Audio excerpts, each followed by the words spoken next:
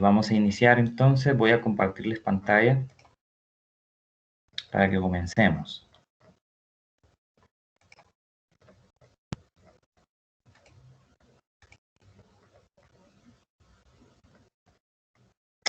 Bueno, entonces estábamos hablando la sesión anterior, estábamos presentando el tema de la estructura función celular y habíamos dicho de que, bueno, estudiar la célula es algo complejo porque pues las células son estructuras pequeñas, estructuras bastante complejas porque funcionan como el cuerpo multicelular de forma así tan extendida y con tantos órganos que contiene y coordinándose cada órgano haciendo una función y coordinándose con los otros para lograr el funcionamiento de la célula en completo. Entonces es realmente bastante complejo estudiar las estructuras y la función celular. Hay ramas de las ciencias estudiando las células el día de hoy. Sabemos bastante, pero no sabemos todo sobre cómo funcionan las células,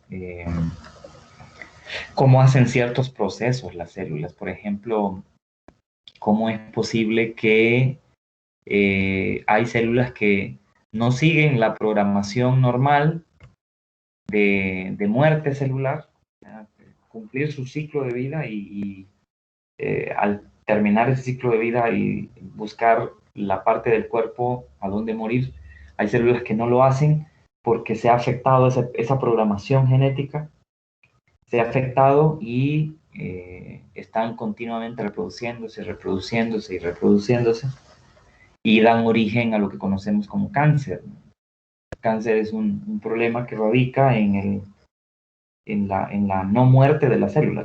La célula tiene que morir, pero falla un programa de muerte celular que se llama apoptosis celular. O sea, la apoptosis celular es el proceso de autodestrucción, digamos, de una célula. En realidad no es una autodestrucción porque no es que la célula estalla y así muere. Ahí donde está, en el lugar del cuerpo donde está, se desintegra o estalla y deja de existir. No es así, sino que las células eh, van, digamos que deteriorándose en un cierto tiempo, que cumplen su ciclo de vida y mueren. Y al morir son reemplazadas por otras. Y ese proceso se llama apoptosis celular. Pues hay células que no lo hacen y causan el cáncer, el famoso y tan dañino cáncer que es terrible, un problema de salud terrible para la humanidad en estos tiempos. Entonces, todavía no sabemos cómo evitar que esas células dejen de reproducirse de esa manera. Hay procesos metabólicos celulares que no podemos controlar. Probablemente no podamos controlarlos nunca. Si lográramos extender la vida de las células, literalmente podríamos extender la vida completa del ser humano. Entonces esa tecnología todavía no la tenemos y probablemente no la lleguemos a tener. Pero se sigue estudiando la estructura y función celular. O sea, la citología es la primera ciencia, digamos, o de la primera rama de las ciencias que ha existido desde hace más de 100 años, bueno, en realidad más de un siglo, y que más de un siglo dentro del punto de vista del estudio moderno, ¿verdad? De las células.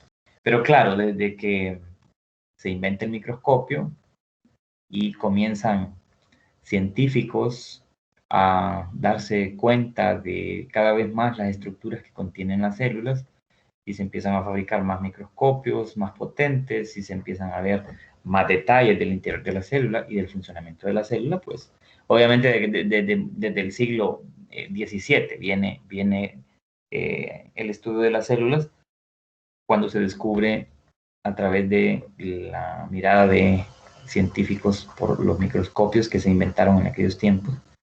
Pero el día de hoy igual hay otras ramas de la ciencia, de las ciencias biomédicas, como la biología celular, biología celular, la biología molecular, cada vez estudiando aquellos detalles de cómo funcionan las células, por qué están construidas de esa forma y cómo podríamos en algún momento lograr controlar algunos procesos. Entonces aquí en la presentación que ustedes tienen ahí en el aula, ustedes pueden bajar la presentación y leer esta parte, pero sí quiero explicar de manera rápida algunas cosas, solo retomando, y luego pasar a explicar lo que es la membrana celular. Recordemos que mencionábamos que en nuestro planeta, pues desde el punto de vista del número de células que forman el cuerpo de un ser vivo, solo podíamos tener dos grupos, los organismos unicelulares y los organismos multicelulares. En esta imagen usted ve aquí un procariota, una bacteria, un organismo unicelular, y luego tenemos estos dos ejemplos de células eucariotas, las células eucariotas que forman parte de los organismos multicelulares. Entonces vemos aquí algunas diferencias, pero vamos a iniciar más bien viendo las características en común que tienen todas las células, no importando que sean procariotas o eucariotas. Tres características en común tienen todas las células, y es que todas tienen ácido desoxirribonucleico, o ADN, ahí dice DNA, pero porque está en inglés. El ADN, toda célula tiene material hereditario, material genético, o ácido desoxirribonucleico, ADN, y también ácido ribonucleico, que son esos compuestos orgánicos muy complejos que contienen la información, contienen todos los detalles de cómo construir a ese ser vivo, de esa especie. Entonces, ese ADN está ahí en las células, en todas las células hay ADN, en algunas menos en cantidad que en otras células, por ejemplo, las procariotas tienen menos ADN que las eucariotas, aquí hay mucho más. Pues ahí está codificada toda la información de lo que es usted como especie y como individuo de esa especie. Todo lo que lo hace único está codificado químicamente y físicamente en esa molécula. Es increíble cómo nosotros, lo que somos nosotros, no solamente lo que vemos ser ante un espejo, no solamente eso es usted. Usted es un complejo multicelular, funcional y estructural que ha sido diseñado de una manera muy compleja, muy detallada, y usted es a nivel químico una cantidad X de moléculas que interactúan por energía. Entonces, en realidad somos mucho más de lo que nos vemos, ¿verdad? Somos muchísimo más. Y es increíble cómo todo lo que somos está ahí codificado ahí en esa molécula llamada ADN. También las células todas tienen citoplasma. El citoplasma es una matriz, es una sustancia no del todo líquida, tiene una cierta viscosidad, pero es un fluido. O sea, no como el agua propiamente, porque el agua es completamente fluida, pero obviamente el citoplasma es agua en su gran mayoría, mezclada con muchísimas otras sustancias más. Ciérrenme el micrófono, por favor, quien lo tiene abierto. Entonces, el citoplasma rodea al núcleo, donde hay núcleo, aquí en las eucariotas, o al ADN, y todos los organelos de la célula están embebidos en esa matriz viscosa llamada citoplasma, donde se llevan a cabo ahí también muchas reacciones metabólicas. Pues la mayoría de las reacciones metabólicas se dan dentro de los organelos, pero los organelos están metidos en el citoplasma, están ahí flotando en el citoplasma, flotando de alguna manera, ¿no? No están flotando completamente realmente, tienen unas posiciones fijas de acuerdo a la posición que le dé el citoesqueleto de la célula a esos organelos. Y la membrana plasmática, la membrana es esa capa, esa doble capa de fosfolípidos que básicamente pues determina las entradas de materiales, las salidas de productos o las salidas de desechos, y que en general administra todo lo que forma La célula, todo lo que entra a la célula, todo lo que pasa en la célula es administrado por la membrana celular. Entonces esas tres características son comunes en todas las células. Ya si uno se quiere ir a hablar de específicamente las células procariotas, se va a dar cuenta de que son más sencillas, son más pequeñas que las eucariotas y prácticamente no tienen organelos membranosos. Las células eucariotas sí los tienen y tienen muchos organelos, cada uno con una función diferente. En las procariotas son más simples las estructuras, una célula más pequeña, más simple, que carece de casi todo organelo membranoso. No hay organelos especializados en las células procariotas, son más simples.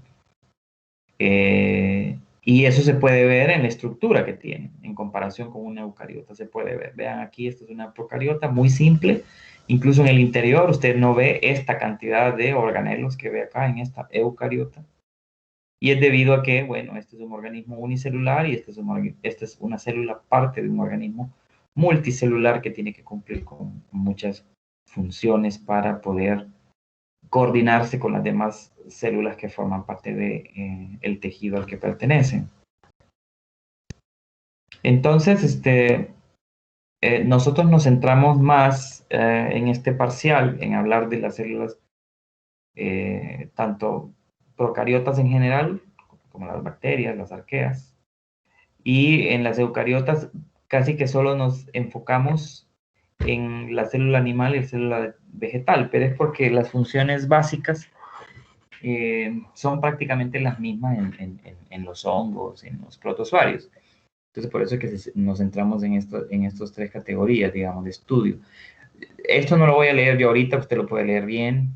Aquí aparecen características de las células procariotas y eucariotas. Aquí se habla de las estructuras de la célula procariota y algunas de las funciones de esas, bueno, las funciones de esas estructuras. Cómo se ve una estructura muchísimo más simple. Aquí también, todavía, hablando de la célula procariota. Y luego ya hablando ya propiamente de la célula eucariota y detallando cada una de las estructuras que posee y detallando las funciones de cada una de esas estructuras. Yo no me voy a detener en explicarles las funciones de cada estructura, no. Ustedes pueden leer perfectamente las diapositivas y buscar más referencia de esas funciones y de esas estructuras en el libro o en los libros. ¿No? Ahí no hay ningún problema. Me voy a ir más adelante. Esto es pura estructura y función. Aquí se habla de las estructuras y funciones de la célula, de los organelos de la célula. Y aquí, como ya les había dicho, ya empieza a hablar de cada organelo propiamente. O del citoplasma como esa matriz donde se encuentra cada organelo de la célula. Entonces ahí empieza a explicarlos, ¿no? Ahí los empieza a explicar. Es cuestión de que usted los lea, nada más. Claro, es bueno hacer la referencia con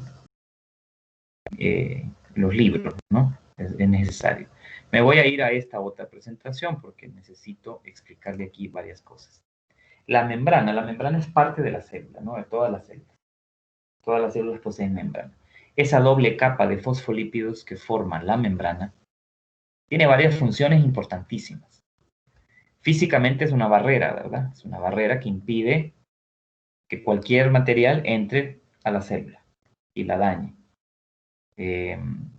Recuerden que dentro de una célula hay material hereditario, hay genes, hay cromosomas, ese ADN, que es una molécula bien protegida. O sea, cada célula protege muy bien su ADN, no solamente por la importancia, ¿no? Sino que hay un montón de mecanismos celulares que protegen el ADN. De eso vamos a hablar un poco más adelante. Hay algunas características importantes de la membrana que hay que resaltar. ¿Ya? La membrana no es una estructura rígida, sino que es una estructura bastante plástica, que puede deformarse, que puede transformarse, cambiar de forma, y que se caracteriza por ser fluida. O sea, fluida porque los componentes que la forman permiten que esos componentes atraviesen la membrana. O sea, no es una estructura dura ni rígida, sino que es fluida, es asimétrica, porque en realidad puede cambiar de forma, no tiene una forma definida, rígida, que no cambia, es flexible y es selectivamente permeable, es semipermeable, quiere decir que no deja entrar todo ni deja salir todo, sino que selecciona lo que entra y lo que sale. Aquí estas funciones son importantes: separar selectivamente el contenido de la célula del ambiente externo que lo rodea. Decíamos que no solamente le da forma a la célula, sino que también separa lo que hay dentro de lo que hay fuera. Regula el paso de materiales hasta el interior y el exterior. Sirve como superficie para reacciones químicas. Todo lo que ocurre en una célula empieza o inicia con alguna reacción química afuera. Entonces, la membrana contiene proteínas especiales que sirven como sensores, que detectan elementos, iones, compuestos químicos, y de esa manera responden a los estímulos químicos que hay en su exterior. Permite la unión y la comunicación entre células. O sea, la membrana celular contiene, entre otras cosas, muchas proteínas que sirven para la comunicación entre células en un mismo tejido, o entre células de un tejido o de una parte del cuerpo con células de otra parte del cuerpo. Entonces las células están en continuo comunicación, y la comunicación básicamente es a nivel químico.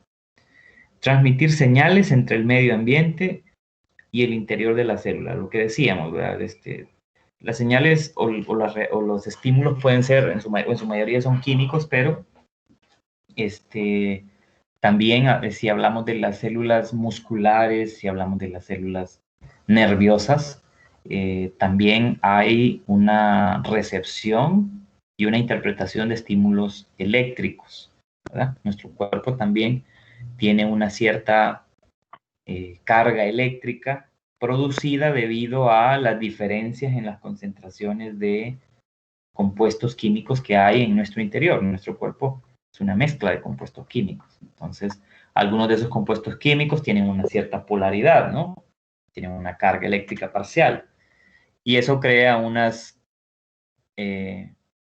pequeños impulsos eléctricos que son utilizados también por las células como mensajeros o como una forma de comunicarse.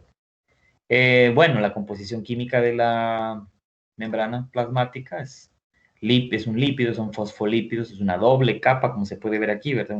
Una capa de fosfolípidos acá y otra capa de fosfolípidos acá. Vean que una parte del fosfolípido es como una cabecita que contiene fosfato, que contiene compuestos nitrogenados, y luego las colitas que vemos aquí son ácidos grasos.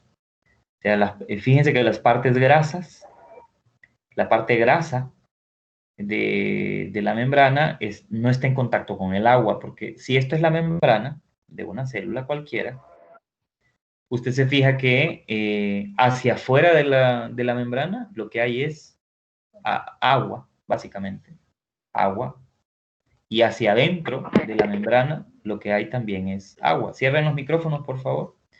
Hacia adentro de la célula igual es agua. Entonces, esta parte de aquí de la membrana es el componente graso, lipídico, que en realidad no está en contacto con el agua. Esa característica, vean la forma que tiene, es una estructura continua, fluida, pero en algún momento estas proteínas que están formando parte también de la membrana sirven para la comunicación, para la entrada de materiales, para la salida de materiales, para la recepción de mensajes de otras células, etc. Esta es la composición química. Fosfolípidos, que incluyen colesterol, algunas proteínas que están asociadas, compuestos de fosfato, compuestos nitrogenados. Esto que está acá es esto mismo, es una de estas mismas que está aquí, uno de estos componentes. Esto es un fosfolípido, miren. Un componente que sirve como una cabecita de compuestos fosfatados, fosfato y nitrógeno, que es la parte hidrofílica. Hidrofílico quiere decir que está en contacto con el agua y es afín al agua, que se puede mezclar con el agua. Y las colitas son ácidos grasos que no están en contacto con el agua, porque recuerden que los componentes grasos no se mezclan con el agua, son hidrófobos. Hidrófobo quiere decir que huye del agua o que no se puede mezclar con el agua. Entonces, esa estructura tan grande, esto es una, digamos, una representación tridimensional de una sección de la membrana de la célula, y vean cómo está formada de la doble capa de fosfolípidos y vean la cantidad de proteínas que están asociadas, ya sean incrustadas o semi-incrustadas o atravesando completamente la membrana y cumpliendo con esa función de comunicación química o de recepción de mensajes químicos de fuera de la célula. Esto es importante, es un dato importante, y es que en este año, 1972, se propuso un modelo o una explicación, digamos, de cómo estaba construida la membrana de las células, y a este modelo se le conoce como el modelo del mosaico fluido, según el cual, dice acá, una membrana celular consiste en lo que ya dijimos, una capa doble de fosfolípidos en la cual se encuentran proteínas incrustadas o asociadas de alguna forma. Aquí se puede ver la membrana, la doble capa, y aquí se pueden ver las proteínas incrustadas o algunas simplemente asociadas de una u otra manera a la membrana y que tienen que ver con las funciones de comunicación o de recepción de estímulos. Bueno, esto que acabo de decir de las moléculas que forman la capa doble de fosfolípidos es que pues una parte de la membrana es hidrófoba y otra parte es hidrofílica. Una parte tiene comunicación con el agua del exterior y del interior, y otra está escondida del agua. Entonces, las reacciones químicas que ocurren en ambas partes de la membrana son diferentes. Aunque casi todas las reacciones químicas se realizan en agua, porque el agua es el disolvente universal, o sea, casi todo en la Tierra se puede mezclar con el agua. Casi todos los compuestos, las sustancias naturales, se pueden mezclar con el agua. Salvo los lípidos y las grasas, ¿verdad? Que son componentes que no se mezclan. Y eso hace precisamente que el funcionamiento de las células funcione, ¿no? Que resulte. Ahorita voy a explicar. De aquí para abajo empieza a hablar de los tipos de proteínas que están asociadas a la membrana. Por ejemplo, están proteínas periféricas. Dice que no atraviesan la membrana, se encuentran en la superficie, ya sea de afuera o de adentro. Y que, bueno, entre otras cosas, sirven como sensores químicos. Recibir señales químicas y producir un cierto efecto en la célula, para que la célula haga una actividad, una cierta actividad. Las integrales o proteínas integrales son las que atraviesan total o parcialmente la membrana. Por ejemplo, esta es una proteína que atraviesa completamente, es una proteína transmembrana, se le llama trans porque la atraviesa por completo. Y esta es una proteína integral que no la atraviesa por completo, sino que llega hasta cierto punto. Todas estas proteínas tienen funciones diferentes. Entre esas funciones están, esto es bien importante, y vamos a diferenciar lo que es transporte pasivo de transporte activo. O sea, los materiales se mueven de afuera hacia adentro y de adentro hacia afuera de la célula a través de mecanismos de transporte de esos materiales. Entonces, hay dos tipos de mecanismos generales de transporte de materiales.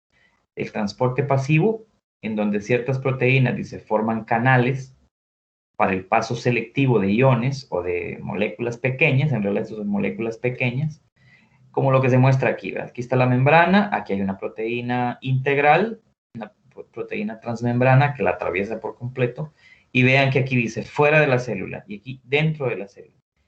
Y aquí se están moviendo, si ustedes ven la flecha, se están moviendo pequeñas moléculas a través de esta proteína que sirve como un canal. Y aquí no está habiendo un gasto de energía por parte de la célula, sino que simplemente los materiales se mueven desde donde hay mayor concentración de ese material hasta donde hay menor concentración de ese material, atravesando la membrana sin gasto de energía. Y eso se llama transporte pasivo. cuando no hay gasto de energía para mover un material. Este material se mueve por un gradiente de concentración. ¿Qué quiere decir gradiente de concentración? Simplemente una diferencia en la concentración, una diferencia en la cantidad, digamos, de ese material o de ese compuesto o de esa sustancia, de un lado y de otro de la membrana. En favor del gradiente de concentración, quiere decir que los materiales se mueven desde donde hay más hasta donde hay menos. Eso quiere decir moverse en favor del gradiente de concentración. El movimiento se da desde la región o zona donde hay más concentración de esa sustancia hasta donde hay menor concentración. Eso se llama gradiente de concentración, en favor del gradiente de concentración. Luego también tenemos el transporte activo, es completamente diferente porque aquí no se gastaba energía para mover esos materiales, pero en el transporte activo sí. Algunas proteínas, dice, de transporte bombean, como una bomba, solutos, componentes sólidos o moléculas o iones o con cualquier otro compuesto, a través de la membrana requiriendo un ingreso directo de energía o un gasto directo de energía. Por eso es que aquí se mira que hay una proteína que está permitiendo el paso de potasio desde fuera hacia adentro, permitiendo la salida de sodio de adentro hacia afuera de la célula, pero vean que aquí está esta otra parte, dice ATP, ADP más P. Este ATP es una molécula energética, es como la moneda que usan las células para realizar cualquier actividad. Es una molécula pequeñita, bastante pequeña, que se llama adenosín trifosfato, es una molécula que tiene 3 grupos fosfato, y esa molécula lo que hace es almacenar energía, es un transportador de energía. Entonces aquí lo que está pasando es que esta molécula, esta proteína, permite el paso de materiales siempre y cuando se le pague, de alguna manera diciéndolo así, se le pague con una cierta cantidad de energía o se invierta una cierta cantidad de energía para que ésta pueda abrirse y permitir el paso de ese material. Eso se llama transporte activo. Entonces, continuamente en nuestro cuerpo se está dando tanto transporte activo como transporte pasivo. Los materiales entran y salen por transporte pasivo y por transporte activo dependiendo de las necesidades de la célula. Hay algunas proteínas en la membrana que tienen una actividad enzimática. ¿Qué quiere decir eso? Dice acá, muchas enzimas unidas a la membrana catalizan las reacciones que ocurren dentro o en la superficie de la membrana. Es decir, alguna reacción química que tenga que darse a ese nivel, ahí al nivel de la membrana, es catalizado o es permitido o es acelerado por algunas proteínas que son enzimas y que están ahí, incrustadas o en la superficie, de afuera o adentro. Traducción de señales. Esta es otra función de algunas proteínas ahí. De algunas proteínas son receptores, se unen con moléculas de señales, como las hormonas, y transmiten la información al interior de la célula. Es decir, que algunas proteínas sirven para recibir ciertas señales específicas, como por ejemplo los mensajes químicos que vienen programados en una hormona, por ejemplo. Es como, por ejemplo, si esto fuera insulina. Pongamos el ejemplo de esto, si esto fuera insulina. Si esto fuera la hormona llamada insulina, y esta, la célula, una célula muscular, digámoslo así. Esta es una célula muscular y esto es una proteína de transducción en esa célula muscular. Recuerden que la insulina lo que hace es que permite que el azúcar en sangre entre a las células y pueda ser utilizado ese azúcar dentro de la célula para generar energía. Entonces, esta hormona lleva un mensaje químico que es identificado por esta proteína transductora y la proteína sabe que ese mensaje tiene que llegar al interior, lo identifica y lo deja pasar. Y dentro de la célula, como es un mensaje químico, esa molécula va a ocasionar una reacción, una respuesta de la célula, dependiendo de ese mensaje. Y hay algunas otras proteínas que sirven como reconocimiento de células. Dice, algunas glicoproteínas funcionan como etiquetas de identificación. O sea, algunas de esas proteínas que están ahí identifican tanto moléculas como otras células y permiten que haya una identificación y haya una buena comunicación celular. Entonces son algunas de las funciones. Otras sirven de unión entre una célula y otra.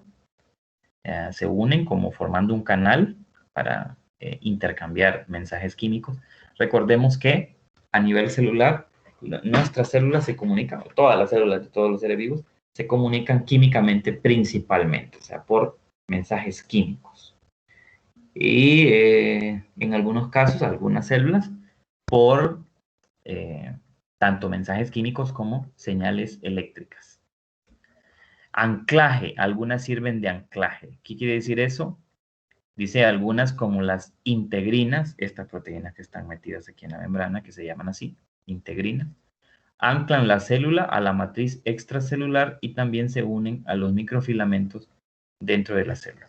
Anclar la célula a la matriz extracelular, ¿qué es la matriz extracelular? Es todo el fluido que está fuera de la célula. Lo vamos a explicar con más calma ahorita en un momento. Entonces decíamos que el transporte de materiales puede ser transporte activo o transporte pasivo. Gran parte de los materiales se mueven por transporte pasivo. Uno de los principales, la difusión. Se llama difusión simple. ¿Qué es una difusión simple? Es el paso de materiales o de iones o de pequeñas moléculas desde donde hay más concentración hasta donde hay menos concentración del material, atravesando la membrana en favor del gradiente de concentración. Eso es lo que quiere decir la difusión simple. Es como el paso de agua. Las células son estructuralmente un 65% agua y casi todas las reacciones químicas se llevan del cuerpo, de las células, se llevan a cabo en agua. Entonces, el agua tiene que entrar y salir y debe de entrar y salir fácilmente, sin gastar energía, simplemente tiene que darse el paso. Entonces, el agua, el movimiento de agua, desde afuera hacia adentro de la célula o viceversa, se llama ósmosis y es un tipo de difusión simple. Entonces, ósmosis es el paso de agua, cuando lo que pasa a través de la membrana es agua. Es una difusión simple porque no hay gasto de energía y porque el agua pasa desde donde está más concentrada a donde está menos concentrada, en favor del gradiente de concentración. Entonces, aquí se ve difusión simple. Entonces, miren cómo por difusión simple, un ion, por ejemplo, que es un átomo bastante pequeño con una carga eléctrica parcial, miren cómo este ion atraviesa directamente la membrana. Esto se llama difusión simple. La atraviesa directamente por la necesidad que haya de la célula. No tiene que pedir permiso, no tiene que pasar por ninguna proteína. La atraviesa directamente.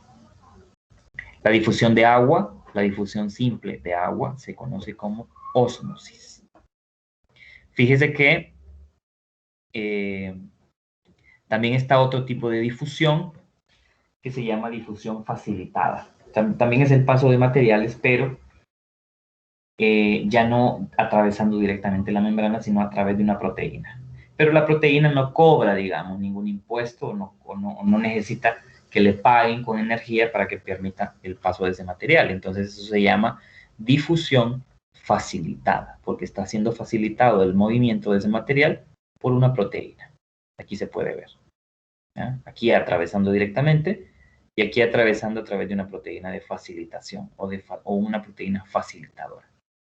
Eso se llama difusión facilitada, es transporte pasivo siempre.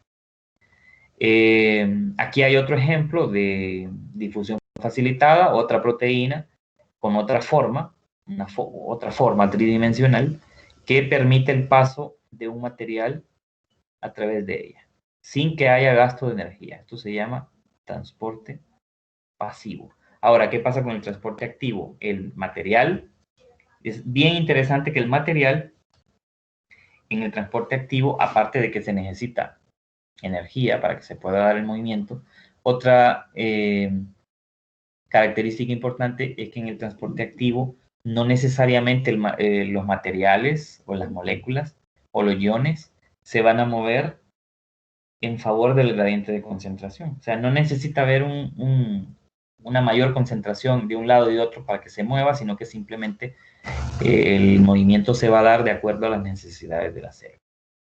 Entonces, solo para que quede claro, casi siempre lo más común es que los materiales se muevan, los solutos se muevan. Cuando digo solutos me refiero a moléculas, me refiero a iones, todo lo que no es agua.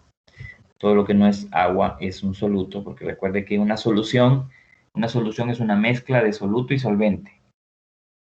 La solución, en la parte de soluto, es todo lo que es sólido, ¿no? Todo lo que es una molécula, un compuesto, una sustancia que está mezclada con el agua, porque el agua es el solvente.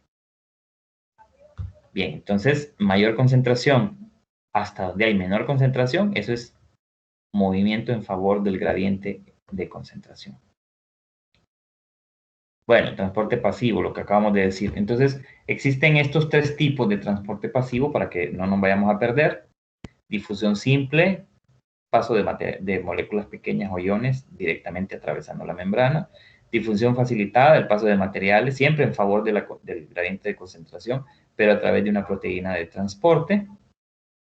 Y la ósmosis, que también es una difusión simple de agua. Entonces, lo que se puede ver aquí. Tipos de transporte. Difusión simple, facilitada, ósmosis.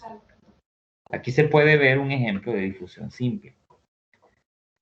Dice movimiento aleatorio de moléculas a favor del gradiente de concentración de una región de mayor concentración a una de menor concentración. Simplemente se hace hincapié que por difusión simple se transportan materiales desde donde están más concentrados, desde donde hay más, hasta donde hay menos, atravesando la membrana de forma directa. Y esto es importante, ¿va? Porque aquí sí se miran algunas moléculas ya ejemplificadas en relación a esa difusión simple. Por ejemplo, dice acá, en la difusión simple a través de una membrana biológica, moléculas pequeñas de soluto, no polares, o sea, que no tengan carga comúnmente, como por ejemplo el agua, el oxígeno, el dióxido de carbono, se mueven en forma directa a través de la bicapa de fosfolípidos a favor de su gradiente de concentración. Entonces miren cómo le es más fácil penetrar por difusión simple al agua y a cualquier molécula que no tenga carga eléctrica, atravesando directamente la membrana por difusión simple. Observen acá, dice glucosa, aminoácidos. Vean que la glucosa no atraviesa de forma directa la membrana, sino que tiene que entrar a través de un transportador, de una proteína. Una molécula muy grande también, en ese caso no entra directamente, no puede atravesarla directamente. Además que es una molécula, la glucosa, y así como los aminoácidos también que forman las proteínas, son moléculas con carga eléctrica. Bueno, no carga eléctrica parcial, sino una carga completa, una carga total. Porque los únicos que tienen carga eléctrica parcial son los iones. Cloruro, el ion de sodio, el ion de potasio, puede ser el ion yodo también, y todos los iones, esos no atraviesan de forma directa la membrana. Eso depende de cómo funciona nuestro cuerpo. Ahí vamos a ir viendo los ejemplos más adelante de cómo es que se entiende eso ya en la práctica, ya en el día a día. Vea usted, difusión facilitada, siempre en favor del movimiento, en favor del gradiente de concentración, pero a través de una proteína. Aquí se puede ver cómo aquí sí, ¿verdad? No por difusión simple, sino por difusión facilitada, la glucosa entra a nuestras células, atravesando una proteína de transporte. Aquí no hay gasto de energía, por lo tanto, aquí no hay transporte activo. Esto es un transporte pasivo. Entonces, mire cómo llega la molécula de glucosa. La proteína la identifica. Al identificarla como glucosa, se transforma, cambia de forma la proteína y la deja entrar. Aquí, en este momento, se cierra para no dejar pasar nada más. salvo lo que identifique como glucosa. Y otras moléculas de glucosa identificadas pueden pasar, de lo contrario no pasan. Y la ósmosis, que es el paso de agua, ¿no? Atravesando la membrana, cuando lo que ocurre es el paso directo del agua.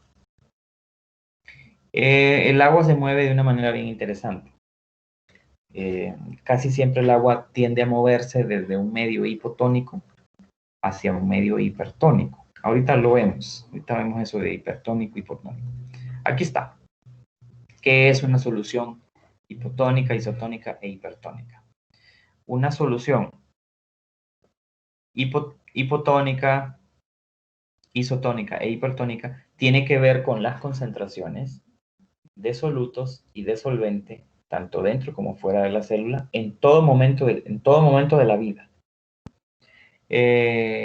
Un ejemplo de esto lo vamos a ver con, vamos a empezar por aquí, por una solución hipertónica. Lo que usted está viendo aquí en la imagen, esto en anaranjado es una célula. Y aquí está la membrana, ¿verdad? Está en la membrana, la doble capa de fosfolípidos. Entonces, fíjese usted cómo en una solución hipertónica, los puntos en verde son solutos. Entonces, vea cómo hay mayor concentración de solutos afuera de la célula que adentro. Vea que adentro hay menor cantidad de solutos que afuera. Afuera hay más. Eso es una solución hipertónica, cuando nuestras células, alrededor de ellas, el fluido que hay alrededor de ellas, el agua que hay alrededor de las células, tiene una gran concentración de solutos. Esa es una solución hipertónica. Es como cuando usted se mete a la piscina. Cuando usted se mete a una piscina, cuando usted está dentro de la piscina, su cuerpo, usted se está metiendo, se está sumergiendo en una solución hipertónica. ¿Por qué? Porque el agua de la piscina contiene una mayor concentración de iones de cloro, por ejemplo. Hay más iones de cloro o mayor concentración de iones de cloro en el agua de la piscina que adentro de su cuerpo. Adentro de su cuerpo hay menos concentración de cloro. Entonces, usted está ahí en una solución hipertónica. Otro ejemplo es cuando usted entra al mar. Cuando usted entra al mar, el mar es una solución hipertónica porque la concentración de sales que hay en el agua de mar son muchísimo mayores a las concentraciones de sales que hay dentro de su cuerpo. Entonces usted está metido en una solución hipertónica. Bien. Vea que una solución isotónica, iso, viene de un prefijo griego que significa igual. Mire que en una solución isotónica, las concentraciones de soluto y de agua también, dentro y fuera de las células, son iguales. Mire, la concentración de soluto aquí y acá son iguales. Y la cantidad de agua y aquí adentro es igual. Entonces, nuestro cuerpo, nosotros, nuestras células, funcionan al 100% en una solución isotónica. Entonces, nuestro cuerpo es una solución. Y nuestro cuerpo debe de estar a un nivel isotónico. O sea, que debe haber un equilibrio entre lo que hay afuera y adentro de la célula. Entre los solutos afuera y adentro. Debe haber un equilibrio. Y el cuerpo tiene mecanismos homeostáticos que permiten que eso ocurra. Cuando eso cambia, entonces empieza a autorregularse el cuerpo para llegar a esta solución, a llegar a una solución isotónica. En una solución hipotónica, el asunto es lo contrario que acá. Vea usted que en una hipotónica, hipo viene de poco, hiper viene de mucho.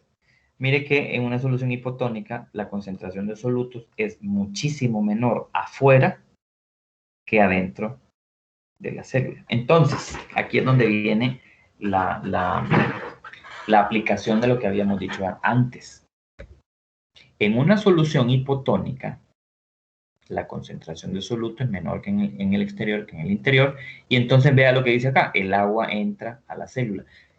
En una solución isotónica, hipotónica, perdón, el agua tiende a entrar de afuera hacia adentro de la célula por ósmosis, que es una difusión simple, que es un transporte pasivo.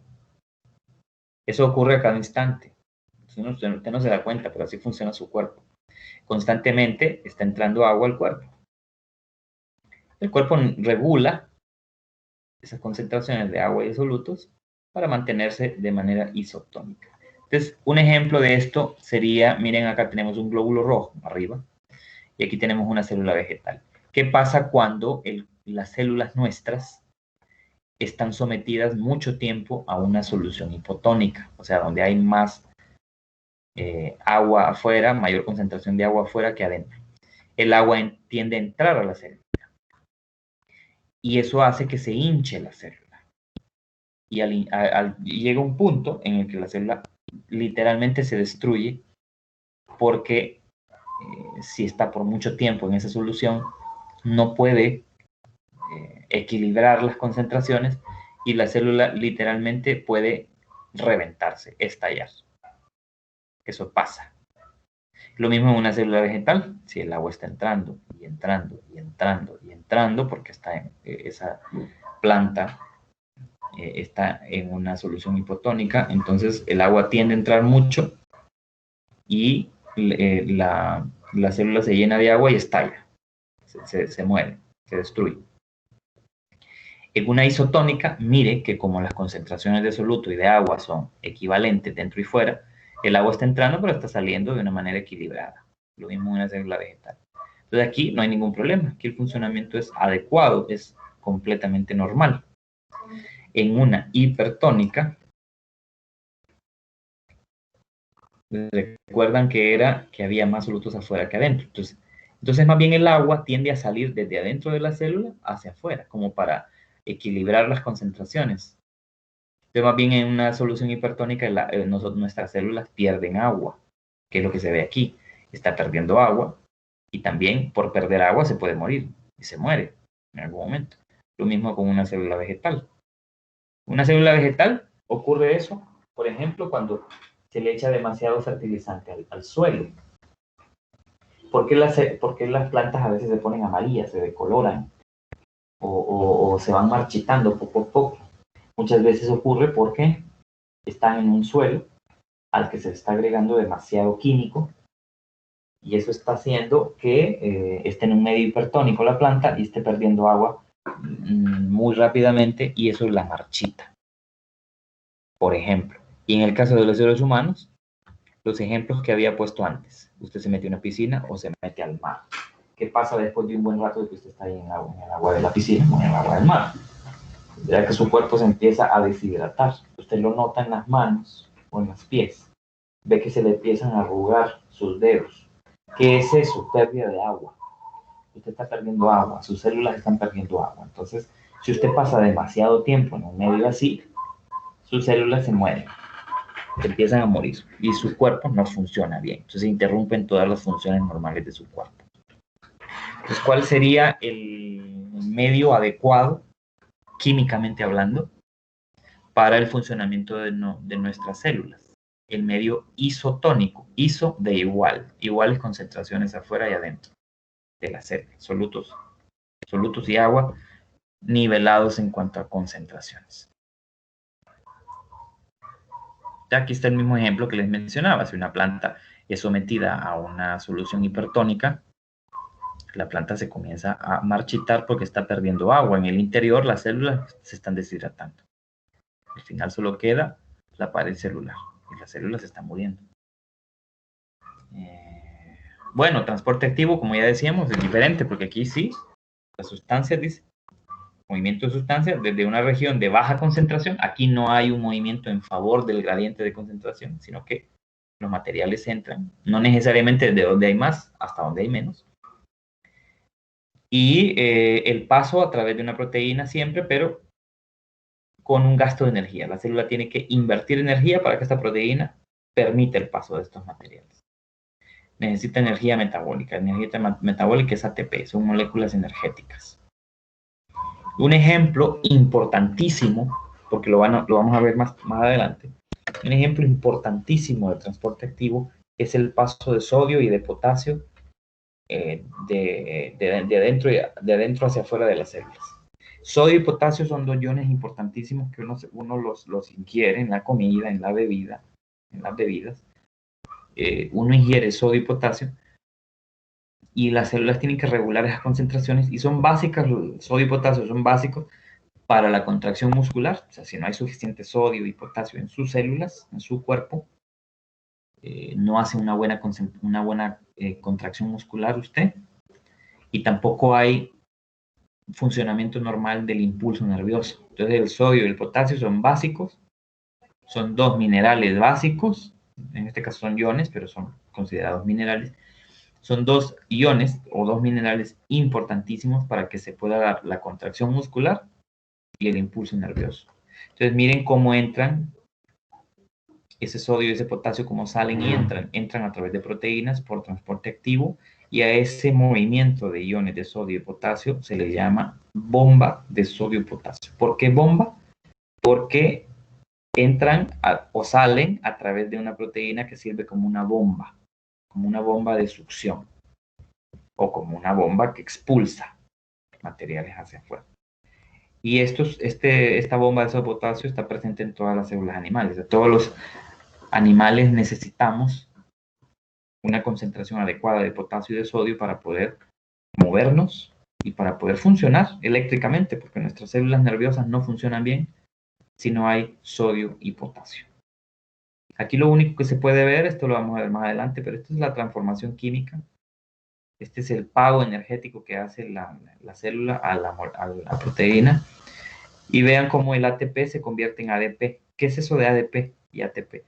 ATP quiere decir adenosin trifosfato, o sea que hay 3 moléculas de fosfato o 3 iones fosfato o grupos fosfato.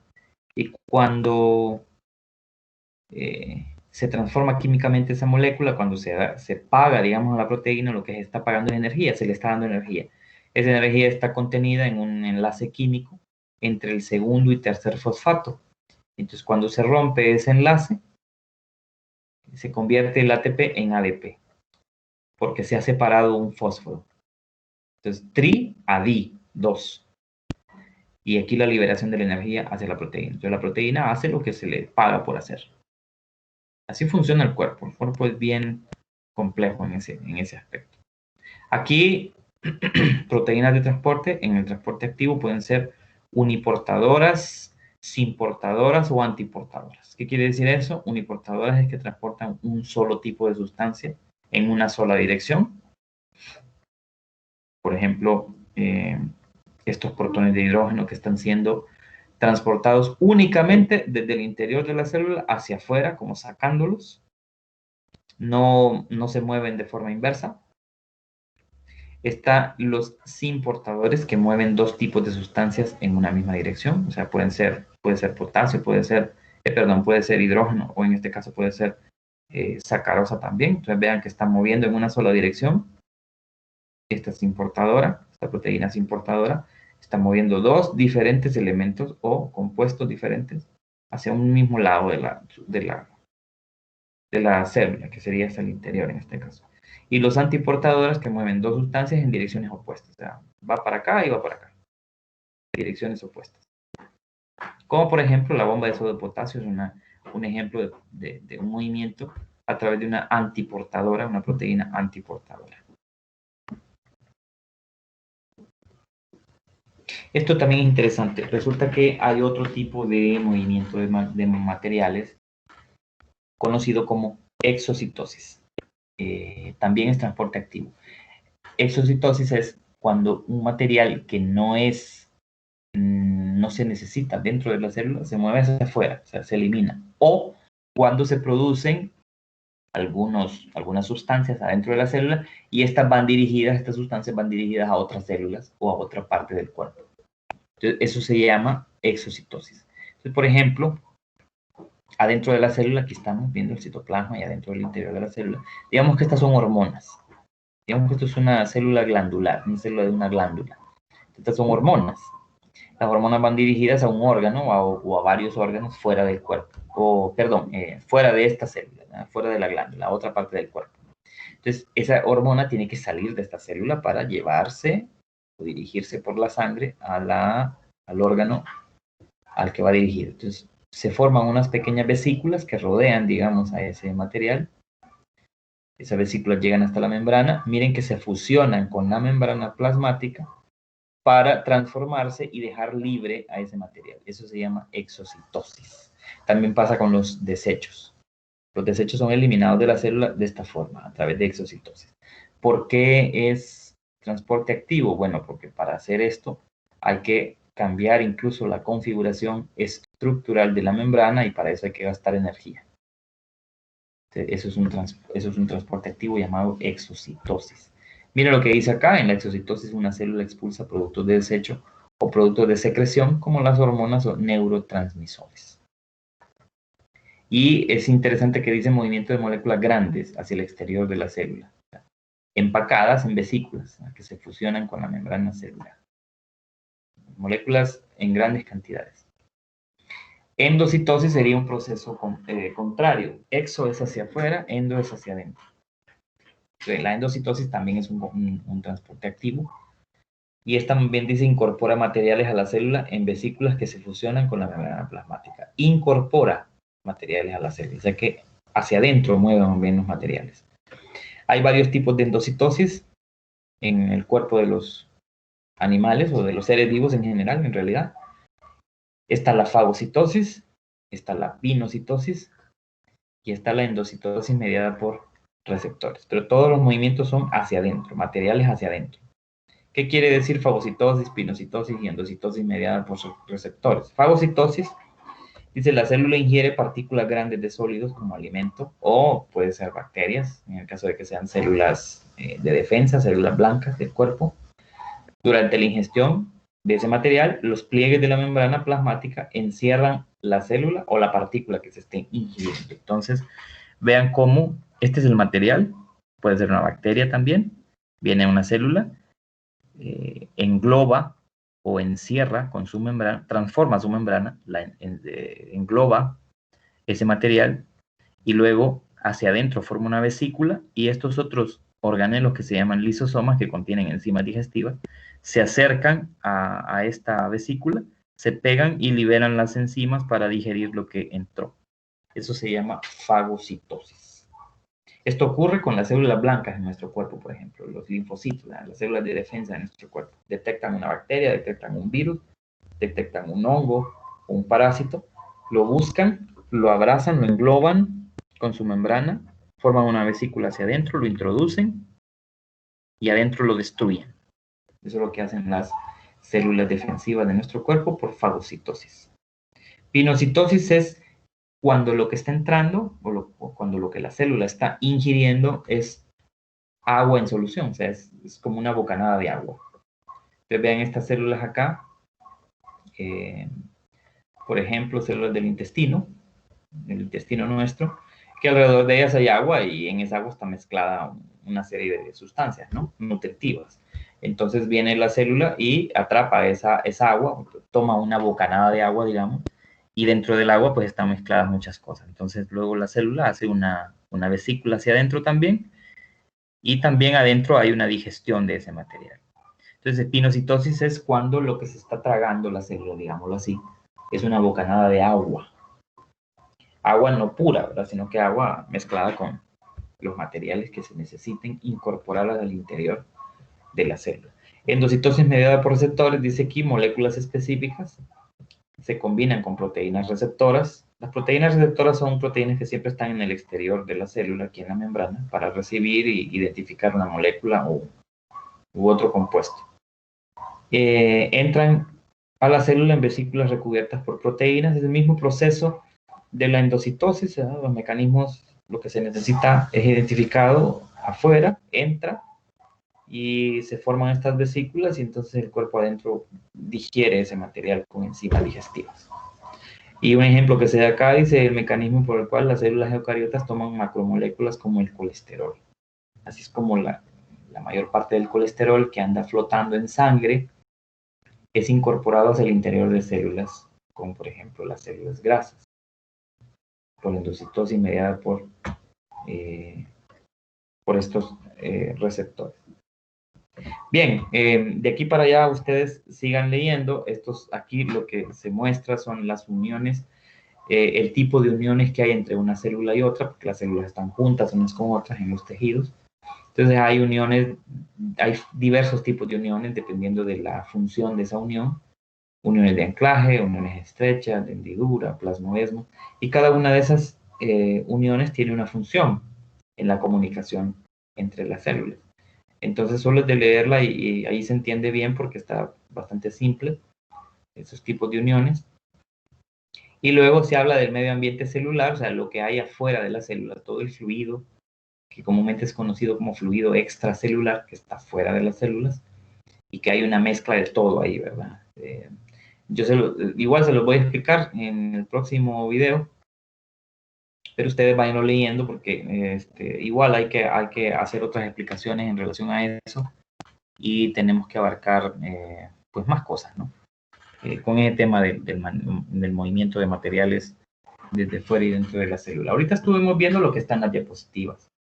Luego vamos luego les voy a mostrar aquí, esto está en los capítulos del libro de biología, ¿verdad? Por ejemplo, en el capítulo 5 del libro de biología de Audesirk, donde está el lobo, el capítulo 5 se habla de la membrana celular. Todo lo que vimos ahorita, aquí está, en este capítulo 5. Luego más adelante se habla más atrás y más adelante también se habla de las estructuras celulares y de sus funciones y eso. Y en otros capítulos de otros libros de biología, igual la estructuración de cada una de las organelos que hay en las células, sus funciones, ¿verdad? Las membranas biológicas, la membrana celular. Esto lo vamos a ver después. Y este tema de los tejidos, que también lo vamos a ver en el próximo video. Entonces, por favor, sigan leyendo, adelanten, sigan trabajando. Y bueno, a través del aula y de cualquier anuncio que se les haga llegar a través de los medios que ya establecimos. Si no hay nada más, terminamos aquí. Para el que tenga otra clase se puede retirar, ya terminamos. Entonces, que tengan buena tarde. Si no hay ninguna duda, ninguna pregunta, terminamos hoy.